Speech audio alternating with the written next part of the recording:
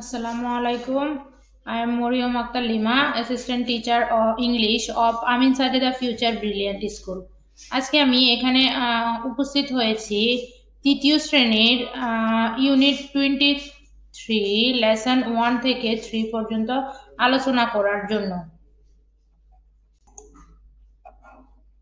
আজকে আমরা আলোচনা করব ক্যাট নিয়ে একটি সিন কম্প্রিহেনশন আছে, ওই সিন কম্প্রিহেনশন নিয়ে read the text and answer the question. এখানে টেক্সটটি পড়তে হবে আমাদেরকে। আমরা দেখি আমাদের টেক্সটে কি দেওয়া আছে। আই এম এ ক্যাট, আমি হই একটি বিড়াল। In the morning I am slow, সকালে আমি অনেক দুর্বল থাকি, ধীর গতিতে থাকি। আই গেট আপ লেট, আমি খুব দেরিতে উঠি। In the afternoon I am active, বিকেলে আমি কর্মঠ হয়ে যায়। আই ক্যাচ র্যাটস, আমি ইঁদুর ধরি। I am quick, I am a clean animal, আমি হচ্ছে খুব দ্রুত গতির একটি জীব এবং আমি খুব পরিষ্কার একটি প্রাণী। আই ওয়াশ মাইসেলফ এভরিডে, আমি প্রত্যেক দিনই আমাকে কি করি, ধৌত করি। প্রিয় শিক্ষার্থী বন্ধুরা, আমরা এতক্ষণ আলোচনা করেছি তোমাদের সাথে সিন কম্প্রিহেনশন নিয়ে, যেটা হচ্ছে ক্যাট নিয়ে লেখা। এখন আমি আলোচনা করব ওই সিন কম্প্রিহেনশনের আলোকে একটু কঠিন ওয়ার্ডগুলো নিয়ে তোমাদের সাথে আলোচনা করব। শব্দার্থ নিয়ে আলোচনা করতেছি আমি এখন তোমার সাথে। শব্দার্থের প্রথমে এখানে দেওয়া আছে কুইক। কুইক অর্থ হচ্ছে দ্রুত, স্লো অর্থ হচ্ছে ধীর, আর্লি অর্থ সকাল, লেট অর্থ দেরি, ক্লিন অর্থ পরিষ্কার, ডার্টি অর্থ অপরিষ্কার বা নোংরা, অ্যাক্টিভ কর্মঠ, লেজি অর্থ হচ্ছে অলস। তাহলে আমরা এখানে শব্দের অর্থগুলো নিয়ে আলোচনা করেছি এবং আমি আশা করি যে তোমরা এখন শব্দের অর্থগুলো বুঝতে পারবে যখন তোমরা সিন কম্প্রিহেনশন পড়তে যাও। এখন আমি আলোচনা করব তোমাদের সাথে ম্যাচিং নিয়ে, কলাম এ কলাম বি নিয়ে। এখানে একটি বেশি দেওয়া আছে। এখানে প্রথমে দেওয়া আছে যে কলাম এ তে যে সকল ওয়ার্ড দেওয়া আছে আমরা এগুলোর অর্থ এখন জানবো। গেট আপ অর্থ হচ্ছে উঠা, কুইক অর্থ হচ্ছে দ্রুত, ডার্টি অর্থ হচ্ছে নোংরা, স্লো অর্থ হচ্ছে ধীর, লেট অর্থ হচ্ছে দেরি। এখন আমরা জানবো কলাম বি এর সেন্টেন্সের অর্থ। Not quick to do everything, এটার অর্থ হচ্ছে কোনো কিছু তাড়াতাড়ি করে না। টু রাইজ ফ্রম বেড, বিছানা থেকে ওঠা। মুভিং ফাস্ট, দ্রুত নড়াচড়া করা। আফটার দ্য রাইট টাইম, সঠিক সময়ের পরে। আনক্লিন থিংস, অপরিষ্কার জিনিস। এ পিরিয়ড অফ 12 মান্থ, অর্থাৎ 12 মাসের একটি সময়। তাহলে গেট আপ, গেট আপ অর্থ মানে গেট আপের সাথে আমি যেটা মিলাতে পারবো সেটা হচ্ছে to rise from bed. Quick, quick হচ্ছে গিয়ে মুভিং ফার্স্ট। ডার্টি হচ্ছে গিয়ে আনক্লিন থিং। স্লো হচ্ছে গিয়ে not quick to do something. Late হচ্ছে গিয়ে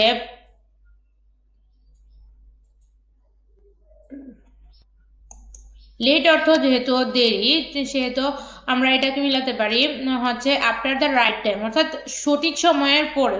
সঠিক সময়ের পরে যখন আমরা কোনো কিছু করি তখনই আমরা বলি যে লেট হয়ে গিয়েছে, বা লেট শব্দটা তখন আমরা ইউজ করে থাকি। এখন আমি আলোচনা করব তোমাদের সাথে অর দিয়ে যে ফিল ইন দ্য ব্ল্যাঙ্কস থাকে ওটা নিয়ে আলোচনা করব। এখানে অ্যাপ্রোপ্রিয়েট ওয়ার্ড ইউজ করে আমাদেরকে শূন্যস্থান পূরণ করতে হবে। The cat is dash clean animal. The cat is a clean animal. অর্থাৎ বিড়াল হচ্ছে একটি পরিষ্কার প্রাণী। The cat is catches rats. বিড়াল ইঁদুরকে ধরে। It gets up late in the morning. আমরা জানি যে বিড়াল দেরিতে ঘুম থেকে সকালে দেরিতে উঠে থাকে। It is a dash lazy. It is a very lazy animal. আর এখানে আমরা ব্যবহার করতে পারি it is a little lazy. এটা একটু দুর্বল, লেজি মানে হচ্ছে অলস, এটা একটু অলস। The tax is about cat, অর্থাৎ আমাদেরকে যে ট্যাক্সটি সম্পর্কে আলোচনা করা হয়েছে এই ট্যাক্সটি হচ্ছে একটি ক্যাট সম্পর্কে। এখন আমি তোমাদের সাথে আলোচনা করব 2 নং প্রশ্নের উত্তর নিয়ে। এখানে write true or false the following statements, if false give the correct answer. অর্থাৎ এখানে দেওয়া আছে যে সত্য এবং মিথ্যা বলতে হবে, এবং সত্য যদি মিথ্যা হয় তাহলে আমাদেরকে সঠিক তথ্য দিতে হবে। In the evening the cat is lazy. আমরা জানি যে in the morning the cat is lazy. Evening এর মধ্যে ক্যাট অনেক বেশি অ্যাক্টিভ থাকে, এবং মর্নিং এর মধ্যে ক্যাট অনেক বেশি কি থাকে, লেজি থাকে। তাহলে এটা ফলস স্টেটমেন্ট। ইট স্লিপস রেড, এটাও একটি ফলস স্টেটমেন্ট। এখানে কারেক্ট অ্যান্সার হচ্ছে ইট রাইজেস রেড, অর্থাৎ এটা দেরিতে ঘুম থেকে ওঠে। In the afternoon the cat is active, এটা ট্রু।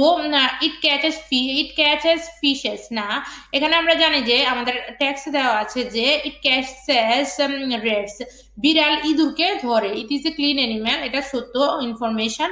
ইট ওয়াশেস ইটসেলফ এভরিডে, এটা প্রতিদিন নিজেকে ওয়াশ করে, এটা সত্য ইনফরমেশন। পরবর্তী স্লাইডে দেখতে পাচ্ছি যে এখানে আনসার দা ফলোইং কোশ্চেন, এখানে কিছু প্রশ্ন আছে, আমাদেরকে ওই প্রশ্নের উত্তরগুলো দিতে হবে। What kind of animal is the cat? বিড়াল কোন ধরনের প্রাণী? দ্য ক্যাট ইজ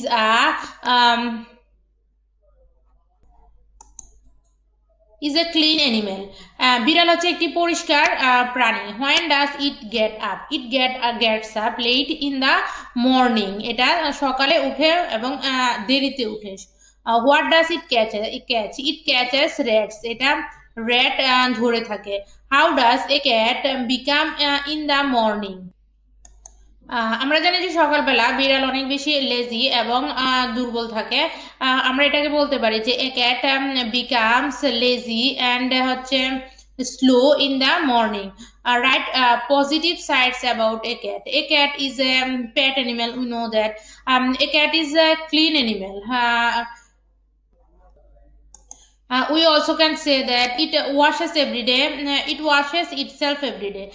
এভাবে আমরা পজিটিভ সাইডস, একটি বিড়ালের পজিটিভ সাইডস বলতে পারি। Write two difference between the crow and the cat, দুইটি পার্থক্য বলতে বলছে। কাক এবং বিড়াল সম্পর্কে দুইটি পার্থক্য বলতে বলে।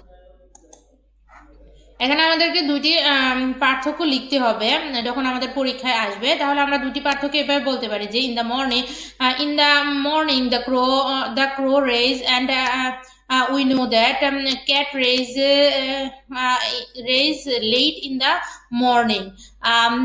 A crow becomes active all day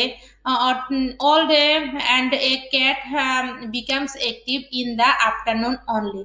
এভাবে আমরা ক্যাট আর ক্রো এর দুটি পার্থক্য বলতে পারি। এখন আমাদেরকে আলোচনা করতে বলেছে 4 নং নিয়ে। 4 নং এ আমাদেরকে শর্ট কম্পোজিশন লিখতে হবে। 4 নং এ আমাদেরকে কি লিখতে হবে? শর্ট কম্পোজিশন লিখতে হবে এবং 5টি সেন্টেন্স লিখতে হবে।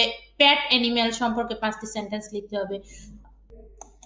তাহলে আমি এখানে 5টি প্রশ্ন এভাবে দিতে পারি যে I have a pet animal, this is dog. The name of my pet animal is Laika. It's very friendly to me. And also we can say that it is very useful for all, also for me. এভাবে আমি এখানে 5টি sentence তৈরি করে একটি short composition বানাতে পারি। প্রিয় শিক্ষার্থী বন্ধুরা, আমি আশা করি যে তোমরা আমার ক্লাসটি খুব ভালোভাবে ফলো করেছো এবং দেখেছো যে আমি কিভাবে 1 নং থেকে 4 নং প্রশ্নের উত্তর দিয়েছি। আশা করি তোমরা বুঝতে পেরেছো। পরবর্তী ক্লাসে আমি পরবর্তী একটি টপিক নিয়ে আলোচনা করব, ভিন্ন একটি টপিক নিয়ে আলোচনা করব। ভালো থাকো, সুস্থ থাকো। See you in the next class. Thank you.